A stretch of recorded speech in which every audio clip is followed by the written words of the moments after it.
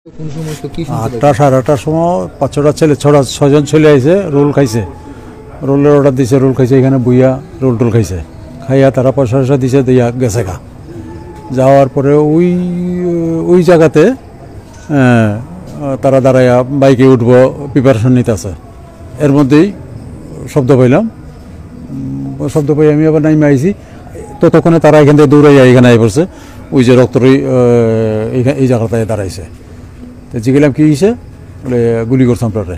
কেটা গুলি করছে, কী আসে বিষয়, ততক্ষণে এই সমস্ত কথা কখনের তারা ইয়ে করছে না। সঙ্গে সঙ্গে তারা নিজেরা ছেলেরাই নিয়ে হসপিটালে গেছে গা।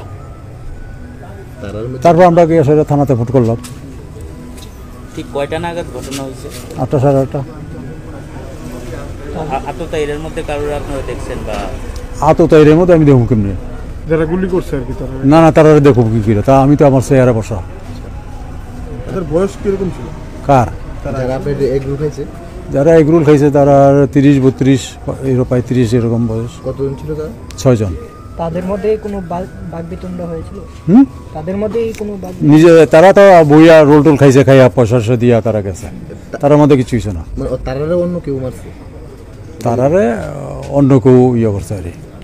তারা কি সবাই লোকাল ছিল? যারা না লোকাল ছিল না, তারা যে দুজনের গুলি করছে তারা লোকাল। যে দুজনের মধ্যে যে দুজন ইনজুরি ছিল তারা লোকাল, বাকি যে যারা আসলে আর এই এলাকারই হইব, এই এলাকারই হইব। এই আপনাদের যে দোকানটা, এই জায়গাটার নাম কি? নতুন নগর। আপনার পরিচয়টা? নতুন নগর। আপনার নাম? আমি এই হোটেলের মালিক। নামটা? বলরাম সাহা।